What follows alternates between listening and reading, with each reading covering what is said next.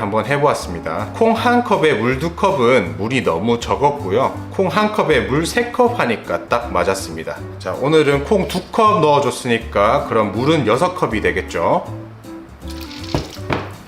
자, 그리고 여기다가 소금을 넣고 불리는 레시피가 있는데요. 소금이 들어가면 콩이 쫀득쫀득해지는 것을 막고 살짝 푸슬푸슬하게 만듭니다. 그래서 소금 넣지 말고 대신 이거를 한번 넣어보세요.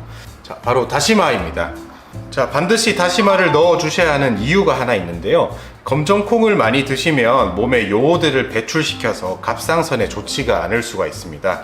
그런데 요오드가 풍부한 다시마를 이렇게 넣어 주시면 요오드를 조금 보충해 줄 수 있겠죠. 게다가 감칠맛도 좋아집니다. 자, 이렇게 5시간 이상 불려주세요.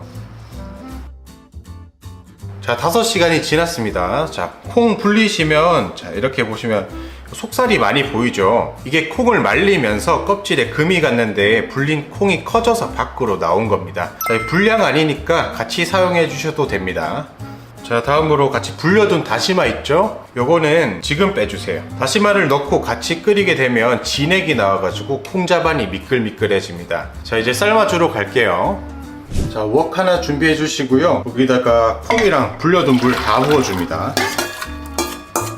그리고 이대로 삶으시면 콩 비린내가 조금 남아 있습니다. 콩 비린내를 잡아줄 비밀 재료 2가지 제가 알려드리도록 하겠습니다. 첫 번째로 바로 참기름입니다. 참기름 1숟가락 넣어주시고요. 참기름을 넣고 같이 삶아주시면 콩에 윤기를 주고 또 고소한 참기름 향이 1차로 비린내를 잡아줍니다.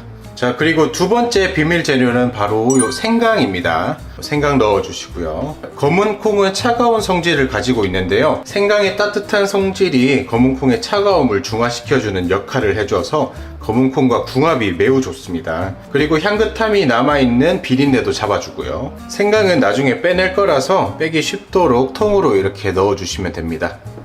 자, 오늘의 비법 재료 공개하겠습니다. 오늘의 비법 재료는 바로 뉴슈가입니다. 설탕을 넣으면 냉장고 들어갔다 나오면 딱딱해집니다. 그 대신 뉴슈가를 이렇게 조금만 넣어주면 단맛은 배고 훨씬 부드러워지거든요. 그런데 문제가 하나 있습니다. 뉴슈가를 이렇게 조금만 많이 넣어도 끝에 쓴맛이 돕니다. 그래서 정말 조금만 넣어주셔야 되는데요. 딱 요만큼만 넣어주세요.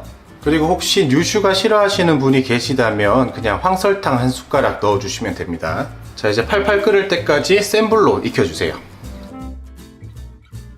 자, 이제 끓기 시작하는데요. 여기 거품이 막 일어나죠. 자, 이 거품들이 비린내가 난다면 걷어 주셔야 되는데요. 이 거품 이렇게 한번 드셔보시면 되게 고소합니다. 요거는 안 걷어내셔도 돼요.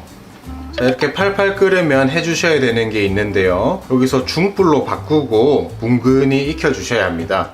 이렇게 팔팔 끓으면 콩들이 막 움직여서 껍질이 많이 벗겨집니다. 껍질이 벗겨진 채로 너무 오래 익히게 되면 콩들이 너무 물러질 수가 있어요. 그러니까 콩들이 너무 움직이지 않도록 중불에서 꼭 뭉근히 익혀주세요. 자, 이대로 20분간 더 익혀주도록 하겠습니다.